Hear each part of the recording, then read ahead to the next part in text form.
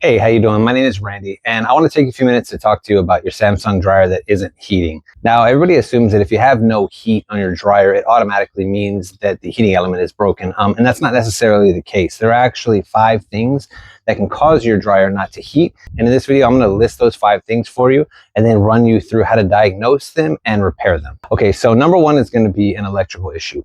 Number 2 is going to be burnt out wiring somewhere inside your machine. Number 3 is going to be a broken heating element. Number 4 is going to be bad fuses. And number 5 is going to be a bad terminal block on your motor. Okay, so like I said before, number 1 is going to be a bad electrical connection. And this one is really easy to check on your own. It's usually the first thing that I recommend checking just because it doesn't require taking the machine apart. And what you want to do is come to the back of the machine where your plug connects to the terminal block. And this is usually just covered by a metal plate that has one screw that holds it in place. So you just take that off and it'll expose this. Now, you want to go ahead and leave it plugged in, but be sure not to touch any of this while it's open because you will get electrocuted. And what you want to do is you want to take a multimeter, something like this. You want to set it to volts and somewhere around 200 volts.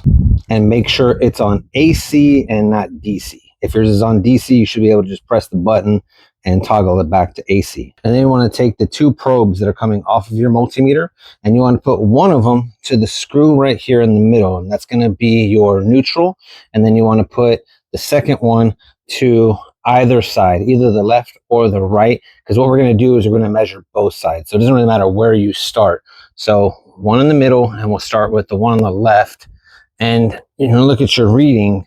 And you should get somewhere between 118 to about 123 volt. That tells me that this leg of the breaker is good. So now what we'll do is we'll measure from the middle to the other side. And we should get about the same reading. And this is reading 122 volts. So your machine takes 240 volts total for it to operate correctly. 120 for it to power the machine in terms of powering everything except for the heating element. And the other 120 volts is going to be dedicated to the heating element. So if you're receiving anything less than about 120 volts on either side, then it means that your machine isn't getting the proper voltage. And your breaker supplies that 240 volts to your machine via 2 legs. Electric dryers typically use a 30 amp breaker, and each breaker has 2 legs on it, and each one of those legs supplies 120 volts.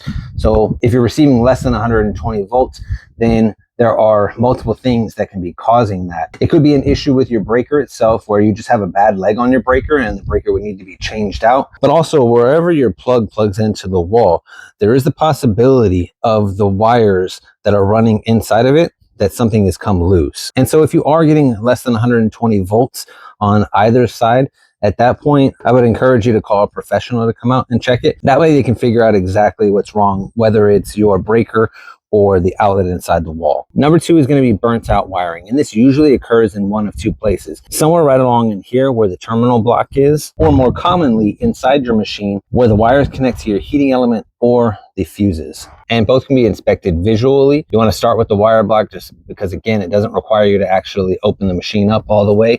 And you can look at it from underneath here. You can see that nothing here looks burnt out. None of the wires that are running from the cord to here look burnt out. And then if you were to take off the lid, you could look over the top as well and look right in here and see if any of these wires are burnt out. If all of those look good, then you can take your machine all the way apart and check the 6 wires that are running to your heating element. These 2 in the front are going to be your actual heating element coils. These 2 wires are running to the cycling thermostat, and then these 2 back here run to your high limit fuse. And you'll know if it's bad because usually it'll bubble up and corrode and then break and actually separate from each other. And so if you look here, all of these look good. Nothing looks wrong with any one of these. So if you do a visual inspection and you don't see any of that, then the chances are that that's not your issue. I do have a video that covers what to do if you have burnt out wiring. So I'll put that link in the description in case you need it, which that video will also show you how to take your machine apart and get to where this is all open. And if all of that checks out, then you also want to look over here as well where your wiring harness mounts to the motor. And what you can do is just push in on the 2 tabs, pull this out, and then just do a visual inspection of all of these wires that are running to this harness and see if any of those are burnt out, as well as the wires that are on your motor. It is not very common for these to get burnt out, but they can, so you just want to check it. And if any of these wires were burnt out, you would either need to replace the terminal block or the entire motor itself. So number 3 is going to be a broken heating element. Now this one is a little bit harder to do in visual inspection unless you actually open up the entire casing. But what you can do to check it is go back to getting your multimeter and put it to the continuity test right here.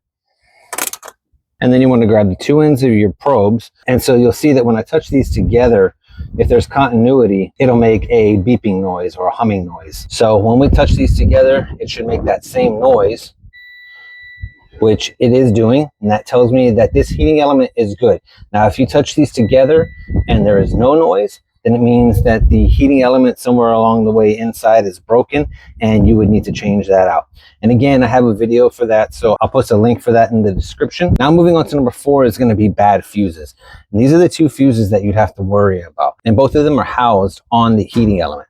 This one right here is a cycling thermostat, and this one right here is the high limit fuse. Now, of the 2, if you're going to have a problem, it's more than likely going to be your high limit fuse that trips. So your cycling thermostat, its job is to cycle the heating element off and on during the dry cycle. Your high limit fuse is a safety feature that prevents the machine from overheating. When your machine gets too hot internally, it trips this high limit fuse in an effort to let you know that something's not right. And once this trips, your machine will still run, but it won't heat anymore. Most commonly, it's going to be caused by a restriction of airflow. And that restriction of airflow can come from multiple places. If your lint filter or the lint filter housing is clogged up, it is going to cause a restriction of airflow. If the vent going from the back of your machine to the wall is crushed or full of lint, or more commonly, if the vent inside the wall is clogged, all 3 of those things are going to cause a restriction of airflow. And a restriction of airflow is going to slow down the rate at which the moisture from your clothes, as well as the air pushing it outside, are able to get out. And the first thing that you'll notice is really long dry times. Typically, people complain of having to use their dryer 2 or 3 cycles to get the clothes dry. That is not normal. If it's taking you that long and you can tell that your machine is getting hot, then that more than likely means that you have a restriction of airflow. And if you do have a restriction of airflow, then you are at risk for tripping your high limit fuse and then your machine not heating at all. So the important takeaway from all of that is that if your high limit fuse has tripped, you can get in here and you can replace it, but you might have a bigger issue. And if you don't fix that bigger issue, you're going to replace this, and almost immediately within the first few loads, it's just going to trip it again. Now, under rarer circumstances, you can have a bad cycling thermostat. Sometimes the contacts inside here will get stuck together, and when that happens, the heating element just stays on permanently. It never cycles off. And then it gets too hot and it trips this high limit fuse. And so to test those, you can take your multimeter and set it to the continuity setting, and then take the 2 ends of the probes and touch them together on this high limit fuse. And that's making a beeping noise. So that means that one's good. If it's making no noise, then you would want to go ahead and replace that. And then your cycling thermostat, same thing. And if it's making the noise, then usually that means it's good.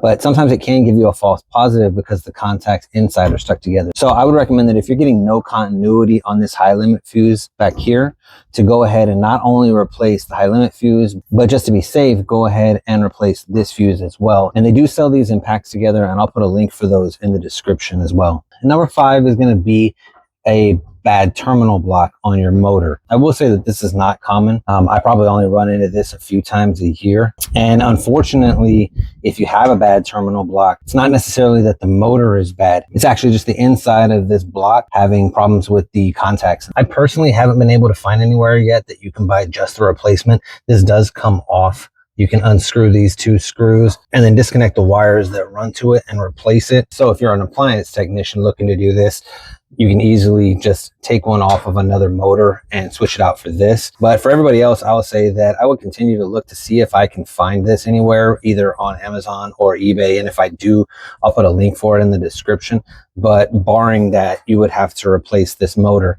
Motors are not super expensive. If you go on eBay, You can get them for $30 or $40. If you go on Amazon and buy them brand new, they're typically 50, 60 bucks. So if you do have to change out the motor, I have a video for that as well. And I'll put a link to that video in the description, as well as a link for all the potential parts that you could run into and have an issue with. So those are the 5 most common reasons that your Samsung dryer isn't heating. Hopefully this video was helpful and I was able to point you in the right direction in terms of figuring out exactly why your dryer isn't heating.